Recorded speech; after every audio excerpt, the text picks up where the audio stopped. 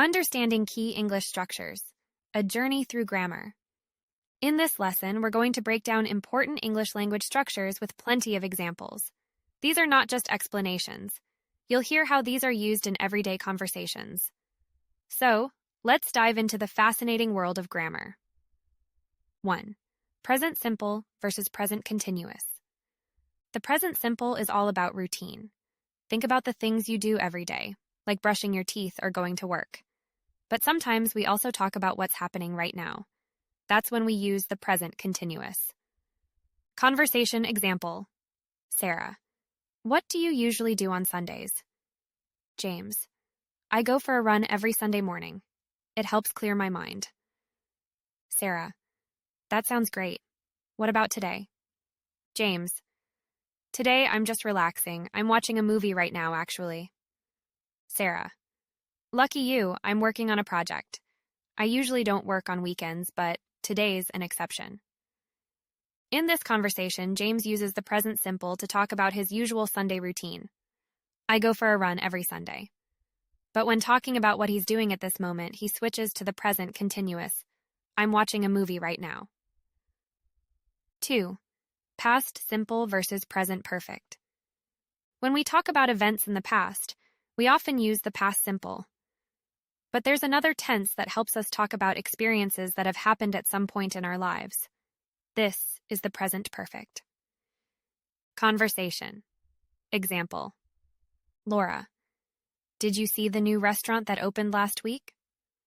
Tom, yes. I went there on Friday. The food was amazing. Laura, I haven't been yet, but I've heard great things. Have you tried their desserts? Tom, yes, I have. The chocolate cake is incredible. Here, Tom uses the past simple. I went there on Friday to talk about a specific visit that happened in the past. Laura, on the other hand, uses the present perfect.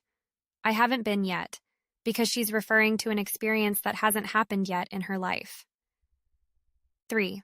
Modal verbs, expressing possibility, obligation, and advice. Modal verbs like can, must, should, and might are often used to express permission, obligation, or possibilities. Let's see how they fit into a conversation. Conversation example.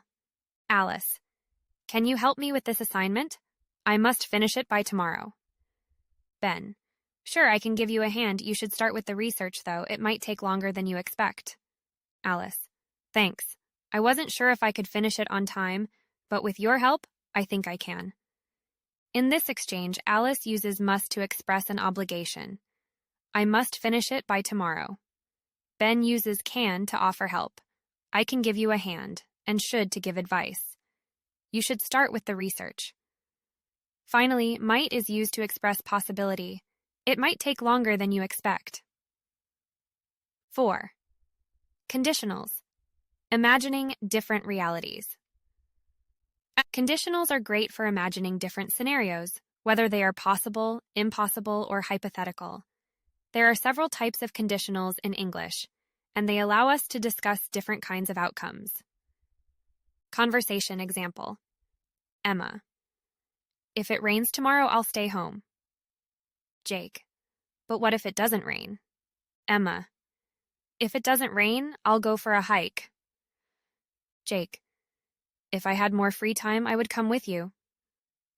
Emma, that would be fun. Maybe next time. Here, Emma uses the first conditional.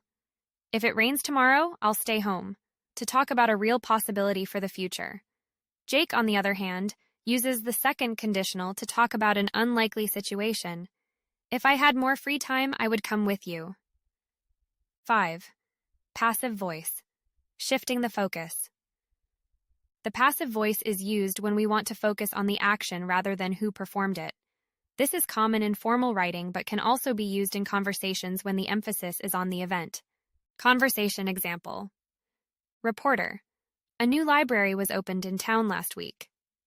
Resident, oh really? Who opened it? Reporter, it was opened by the mayor during a special ceremony. Here, the passive voice, a new library was opened, puts the focus on the library, not on who opened it. In the follow-up question, the resident uses the active voice to ask who performed the action. 6. Comparatives and superlatives. Making comparisons. When we compare two things, we use comparatives like bigger, smaller, faster, or slower. But when we talk about the extreme qualities of one thing compared to others, we use superlatives like biggest, smallest, fastest, or slowest.